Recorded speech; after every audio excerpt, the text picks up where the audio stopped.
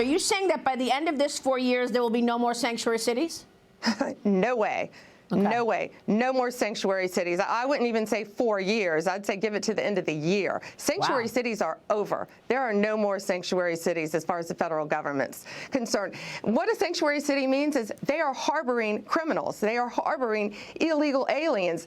And if you're tipping someone off when there is going to be an ICE raid, DHS raid, we will find you and we will prosecute you. That jeopardizes the lives of our great men and women in law enforcement. Not going to happen anymore. It's a new day, and we're coming after you.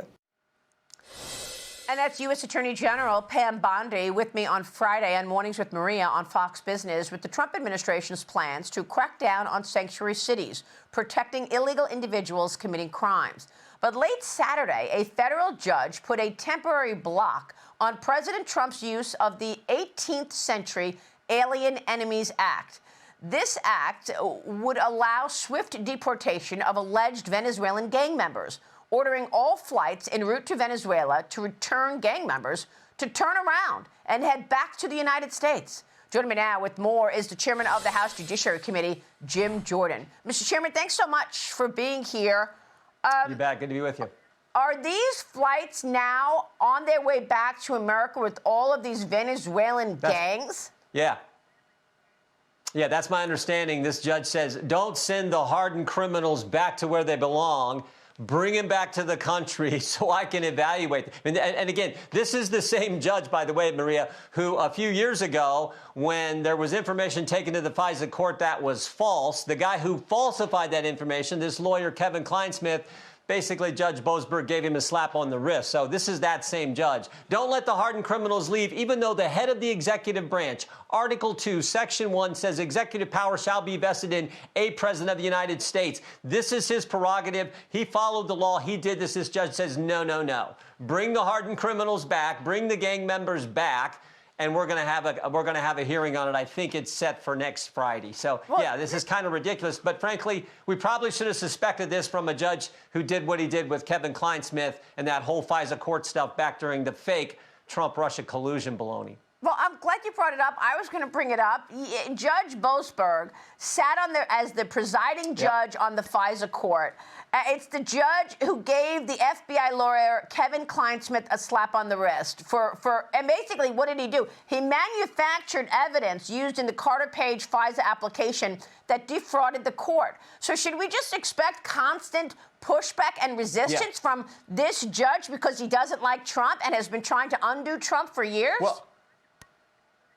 Well, remember what he did. The guy, Kevin Kleinsmith, actually altered a document. He falsified a piece of information taken to the court. It made it mean exactly 180 degrees opposite of what the actual email said. Exactly. And the whole underlying case was here. The Clinton campaign went to the Perkins Coie. Perkins Coie hired Fusion GPS, who hired a foreigner, Christopher Steele, who put together a fake false document in addition to what Kevin Kleinsmith did, this dossier that Jim Comey took to the court so they could go spy on President Trump's campaign. So that's the background. And now this guy is saying, oh, let the hardened criminals come back to America. Makes no sense. This is why the American people support what President Trump is doing and are fed up with these judges. Now, we took some action a couple of weeks ago in our committee. We said these federal judges, these district federal judges who issue some kind of injunction, some kind of hearing, or some kind of decision, I should say, that decision should only apply to the parties of the case in that respective jurisdiction, not have nationwide implications. So that's a step we took in committee 2 weeks ago to help deal with this problem. And we're willing to look at everything else as well, because the American people are fed up with the judge in Timbuktu, California, saying something that then applies to the entire country.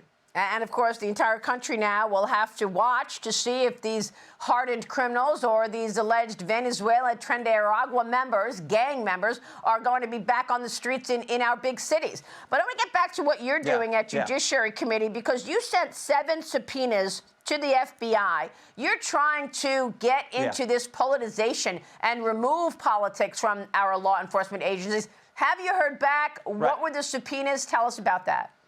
Yeah, we have. Yeah, we have it. And first of all, let me just say, God bless Pam Bondi. She's exactly right on this sanctuary city issue. I mean, and there's a whole new team in town, as the country can see. 8 weeks, what President Trump's done to secure the border, and now the action he's taken on sanctuary cities. And Pam Bondi saying you're not going to get the money, and if you're assisting or making it tough for law enforcement, federal law enforcement, to do their job, there are going to be implications, maybe even prosecutions. God bless her for the work she's doing. We sent subpoenas to Director Patel. He's already started to comply. What a contrast with, Chris Wray and Merrick Garland and that crazy Justice Department run under the Biden administration. So he's already started to send us information on the school boards issue. We still have answers there. Why were you investigating moms and dads showing up to speak up for their kids at a school board meeting? The Catholic memorandum in the Richmond field office, where they said if you're a pro-life Catholic, that somehow you're an extremist. We've asked for information regarding the 26 confidential human sources. To me, this is huge. 26 confidential human sources there on January 6, 2021. 17 entered restricted space. 4 went inside the Capitol. They weren't authorized to do that. 2 of the 4 who went inside the Capitol were actually asked to be there that day by our FBI at the time, by Christopher Wray. We got all kinds of questions. What were they doing? How much were they paid? How did they go in the Capitol? Did they go through a broken window? Were they the first to enter? I mean, there's a ton of questions I think the American people want answers to, not to mention who planted the pipe bombs. That's another issue. Not to mention how Iran hacking into President Trump's campaign. So we've asked for all this. Cash has already begun to send us information. We get the rest of that information tomorrow, and we're looking forward to that. All right, so you're waiting on information that you'll get tomorrow. You're also working on the engagement between major technology companies and the Biden administration over the censorship of information. Tell me where you are on that. I'm talking about, Google and Apple and Microsoft. What specifically do you want to learn? Well, we want to know how much pressure came from the Biden administration, because we know it did, and we've learned a lot already. And frankly, we feel like we've been a part of what President Trump, Elon Musk, and others have done in stopping the censorship. Remember, it was just last August when we got a letter from Mark Zuckerberg to the committee where he said the Biden administration pressured us to censor.